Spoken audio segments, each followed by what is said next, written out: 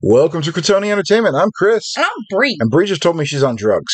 I mean, it's not like that, but you know. Anyway, we're going to play some HeroQuest tonight. It's been our most popular series of videos, but we're going to get a knock on the door about somebody wanting a drug test, you know. We're painting the Sarcophagus from the new Mythic Tier HeroQuest box here.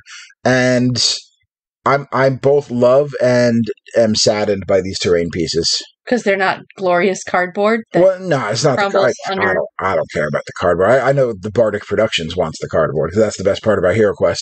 I mean... But, no, it's the sculpts are gorgeous. The PVC plastic they used is relatively thick, so it's got some heft to it. Yeah. It's a great terrain piece we can use in other games. Yeah. We can use it in D&D. We can use it in tabletop RPGs that are not D&D that are better than D&D, because that's most of them. We can actually use it if we're playing skirmish games. Exactly. That's what I say. Other tabletop games. But I don't know. There's no multi-tier on these guys, I don't feel.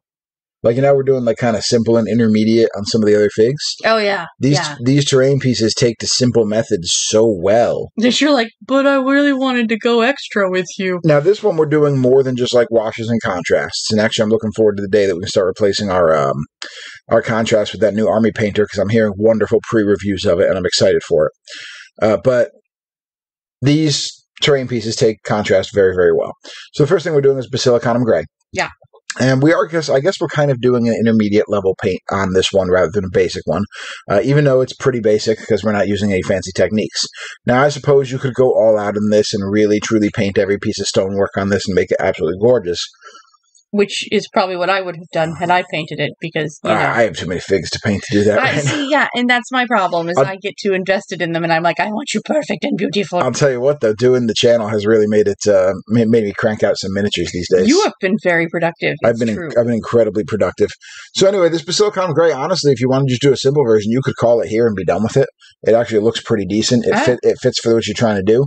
We're going to go a couple steps further, so we're going to bust out this Nuln oil here, and we're going to go over all of it with Nuln oil. We want this to go down into the recesses, and this Nuln oil and another wash we'll do in a little bit here are going to have a hidden added advantage. One of the properties of contrast paints that's kind of a pain in the butt sometimes, especially on these PVC plastics, is they don't always stick 100% to the PVC plastic. Yes, I have noticed that. So it'll like fully dry, and then you'll see like a spot that didn't hold it, and it's extremely annoying. Yes, it is. Following it up with some of these washes can actually help get that into that area and block it off. Yeah. So who do you suppose is in here? In the sarcophagus? Yeah.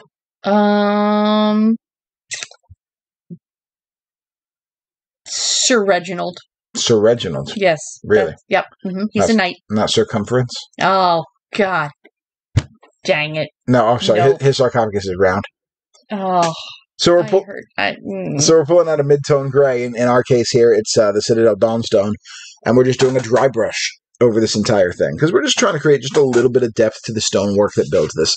I kind of imagine this thing as kind of a fancy stonework sarcophagus that they actually laid Sir Reginald's armor into, and then kind of, you know, like poured primitive concrete around. Because Sir Reginald was no longer there, they just knew that all they had back was the body. No, he's in there, but you have like the armor on the top of it. Oh, there. Okay. You see, how you have the armor. That's an armored knight on the top of it on the lid there. Yeah. That's not a natural rock formation. So we got the Administratum Gray. This is just a lighter shade of gray. You can use any gray you like. Does not really matter. Don't sweat the little details, because none of them matter. The brand of paint, I don't think I've said this on Painting HeroQuest. I use the Citadel paints mostly because I have so many of them. I've been using them for years. I've actually been starting to transition more into the Vallejos because I really like the coverage. Speaking of which, this is a Vallejo Squid Pink, because there's these kind of floral-esque designs on the side around these little shields that I just feel like would have been brightly painted in like our quasi-medieval era here. So we're doing kind of an alternating pattern of pink and the next color, which is going to be yellow. And we're kind of doing, leave the shield. The shield there in the middle is going to be yellow. And then the shield on the next one's going to be pink, and the surrounding flower thing's going to be yellow. And we kind of just alternate that around the entire miniature there. So now I'm a little, like, Sir Reginald was a very pastel kind of guy. Nah, pinks and yellows, they were like, you see those all the time in like the medieval style drawings and whatnot. They were easy. The frescoes. they were easy colors to attain. This is true.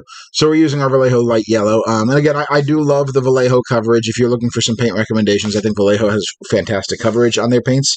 And like all the lines you could ever want. The Citadel is fine. It's a decent enough paint. It is consistent with the exception of their whites, which are arguably the worst whites on the market. But it's, there's a consistency behind GW paints, and they idiot-proof it by calling things base and layer and shade. So you can kind of follow their 3-tier system. But if you have eyes, you can do that same thing on regular paints. You can say, hey, this yellow is a little brighter than this yellow, is a little brighter than this yellow. We're using the Citadel Canopic alloy next. This color I do like. This is one of their newer metallic colors. Yeah. I'm a fan of this color. I haven't experimented a lot with the Vallejo metallics. I'm not a massive fan of the Army Painter full paints that I've dealt with. I always seem to get a thick bottle that doesn't want to thin down properly. Maybe I'm just very unlucky with the Army Painters, but I've bought them from like 3 or 4 different stores, and every time I wind up with that bottle. And I'm not a fan of it. I am excited for, like I said, I think it's called their Quick Shade. Mm-hmm. They're getting fantastic reviews, and they're half the price of Citadel Contrasts. And they're getting better reviews than the Citadel Contrasts. Which says something, because, when those came out, they were kind of like, oh, money in a pot. They're still fantastic. The Citadel Contrast paint's one of my favorite paints that there is, despite some very legitimate criticisms of Games Workshop products. And guys, it's okay to criticize and to like. All of that's okay. So once this is painted, we're going to pull out the Agrax Earthshade. Because this is straight up money in a bottle. It is. So this is going to go over everything. Yeah. So it's okay to have a favorite company. You don't have to buy every single thing a certain company makes. You don't have to like every single thing a certain thing a company makes. And if you dislike something a company makes, it's important to not buy it, and it's important to be vocal about it. Otherwise, you're going to get into a cycle where you just start gaslighting yourself and going, oh, maybe I'm the one who's wrong. No, it's okay not to like something. Mm-hmm. I still love these crappy brushes that I use. I buy the jank brushes. I like them more than a lot of my fancy brushes in a lot of cases. I don't know why. I guess I'm so used to them. So we're going back to the Nolan oil here. Just to bring back some of the highlights that might have gotten lost while you were painting? Yeah, we're hitting the armor. Yeah, that'll work. Kind of hitting the armor. We want to kind of make it, I didn't want to make it like dirty, but I kind of made it look like Sir Reginald here has been dead for a while. I mean, that's what you gotta imagine. But the Agrax Earthshade, what that's going to do is it's going to add some grime to the yellow and the pink, because this has been sitting out for a while, in a dungeon, And this is the oxide that I can't pronounce. The Nickel, the Nickelback. It looked like Nihil oxide. The Nickelback oxide. Nope, definitely not that. Yep. No, look at this photograph. It's the Nickelback. I'm so proud of you right now. Everybody knows Nickelback because we all know to hate it. Anyway, we're kind of painting this on the armor on the sarcophagus here to kind of give that impression of maybe this was dipped in copper or something and it started to oxidize. It's just getting kind of nasty from laying here over a while, and that's about it. Yeah, it's not a hard thing to paint.